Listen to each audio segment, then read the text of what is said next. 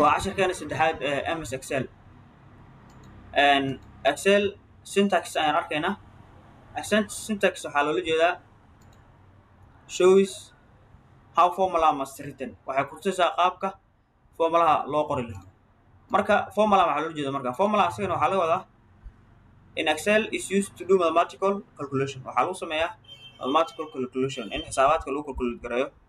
formulaha markasta wuxuu ka bilowdaa equal ayuu ka bilowdaa marka aan aragno formula kala duwan waxaan ka bilaabaynaa plus ka bilaabaynaa tusaale haddii 1 aan qoro halkan aan ku qoro 1 and 1 kan halkan aan ku qoro then aan rabo inaan isku daro waxaan sameynayaa equal ayaan leeyahay kadib waxaan dooran doonaa 1 then waxaan u dhaxaysin doonaa calaamadda plusta ama ku darka waxaan isla qabanayaa shift equal kadib 1 kale ayaan dooranayaa then enter aan leeyahay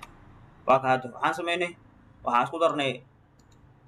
numberkan iyo numberkan kadib waxaa soo baxay numberkan marka qaabkaas ayaa loo sameeyaa markaad rabtid inaad isticmaashid calaamadda kumenaha ku darka markaad rabtid inaad isticmaashid okay marka waxaan sameyn doonaa ka jaraan sameynayna waxaan ka jaraynaa 1 iyo 2 aan kala jaraynaa equal aan leenahay and 2 waa ku hormaraynaa kadib calaamadda waxaan dooranaynaa oo ka jar then equal aan leeyahay enter aan leeyahay marka halkaas aa ujeedo hadda waxaan isticmaalnay ku dar iyo sidoo kale ka jara isticmaalnay haddii aan rabo ku dhufo inaan isticmaalo labada number sidoo kale isku dhufan doonaa waxaan leeyahay equal 1 ayaan ku hormari doonaa kadib waxaan leeyahay shift 8 waxaan isla qabanayaa shift iyo numberka 8aad oo keyboardkaada calaamaddaas soo bixi doonto calaamadan waxay u taagan tahay ku dhufo then 2 aan dooran doonaa kadib enter aan leeyahay markaas aa ujeedo iyadana aan isticmaalnay okay waxaa noo haray u qaybi markaan isticmaalayno tusaale ahaan 2 ama halkaan aan ka dhigno 4 then 2 labada number aan isku qaybin doonaa equal aan leenahay kadib waxaan dooranaynaa number 4 loo qaybiyo calaamadda loo qaybiyo waxay ku jirtaa keyboardkaaga meesha question mark calaamaddaas waaye then waxaan dooranaynaa 2 kadib enter aan leenahay okay marka sidaas oo isticmaal kartaa formulayaasha kala duwan waxaa kaloo sameyn kartaa power jiro 2 tusaale power 2 power 2 markaa sameynaysid equal aan leedahay 2 ayaa dooranaysaa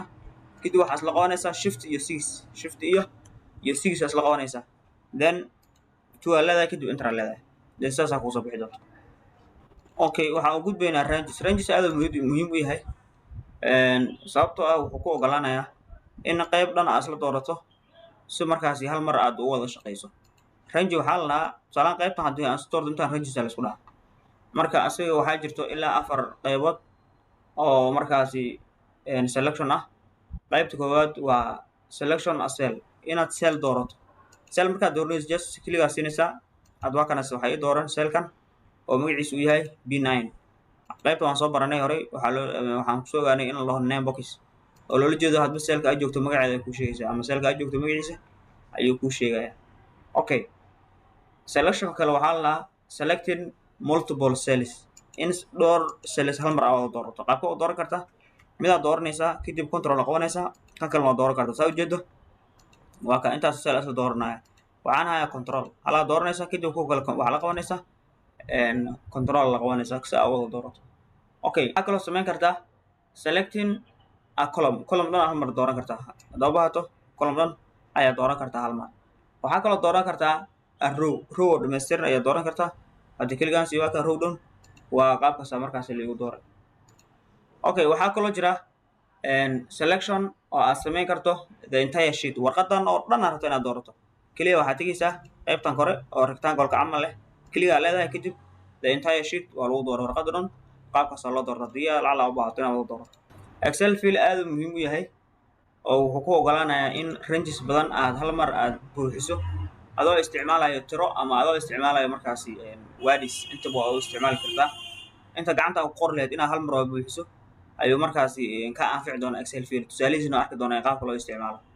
waxyaalaha loo isticmaalo marka waxaa ka mid ah inaad wax koobi garayso in sequence aad samayso in taariikhda date-ka aad u isticmaasho iyo functionka mid kastana tusaalihiisa arkaynaa okay markood waxaan fiirinaynaa field copies-kan waxaa loo isticmaali karaa number waa loo isticmaali karaa sidoo kale wadis waa loo isticmaali numberka ku hormarayna tusaale number 1 aan qoraya numberkaan rabo inaan koobi gareeyo oo aan badiyo waxaan sameynayaa halkan markay calaamadaas ay isbedesho oo balasta madow ay noqoto unba hoos u jiidayo saa aragtid waa ka 1 ay soo baxaya haddii wadis aan rabana tusaale halkan waxaan qorayaa wadis then haddii copy aan ka samaysan rabo keliya waxaan samaynayaa calaamad marka isbedesho hoos oo soo jiidaa then waa aragtaa malena excel field oo ko waxaan ka bilaabnay field copies marka labadan tusaalaan ka samaynay copy oo number ah saa ujeedo one aan copy garaynay ilaa halkaas sidoo kale waxaan copy garaynay words aan copy garaynay okay haddana waxaan isla arkaynaa field sequences waxaa loo jeedaa tusaalahaan hadda meeshan one aan soo celcelin saa ujeedid haddii aad rabtid ka horan 1 2 3 4 5 ay rabtid hal labo saddex afar shan lix todoba ilaa iyo numberkaa rabtid waxaad samaynaysaa one aa qori doontaa kadib two yaa qori doontaa intaa markaa samayso labadan aad ka dooranaysaa labadan markaad doorato then calaamad markaa isbedesho madow ay noqoto ayaad hoos u jiidaysaa saa ay rabtid hadda 1 2 3 4 5 6 ilaa iyo waxaan samaynay 17 marka sidaan hadda waxaan isla aragnay excel field oo copy iyo sequence labadaba aragnay tusaale kale oo waxaan samaynaynaa oo sequencega ah number labo halkan ku qor halkan afar ku qor sidaa ujeedo labada tiro wax isdheeriyin labaa isdheeriyin waxaa la rabaa marka tirada uu ku xijinayo waa inuu kan labo dheeraadaa micnaha labo markaasi numberka labo u dheeraadaa sidaa aragtid fiiri kan labo ayaa udhexaysa labada number labadan sidoo kale labaa udhexaysa labadan waxaa udhexaysa labo sidaa ujeedid marka waa anadaa markaa tusaale kale waaye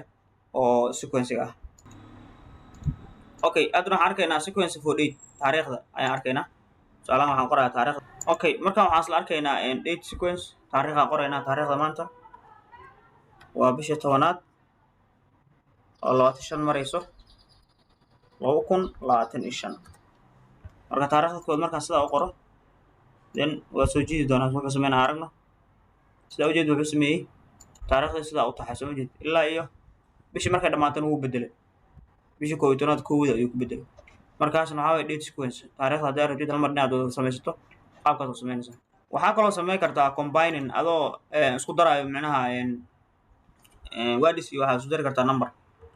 tusaalahan haddii aan dhaho hello 2 ayaan dhahay kadib waxaan rabaa copy inaan ka sameeyo then hal mar la drag garaynaya ama hoos oo jiidaya you see ile markaan combine garaynayso words aan sidoo kale number qaabkaas ayuu kugu soo saari doonaa okay casharkeena maanta waa intaas haddaan ugu cusubtahay nagu soo bir wassalaamu calaykum waraxmatullahi wabarakaatu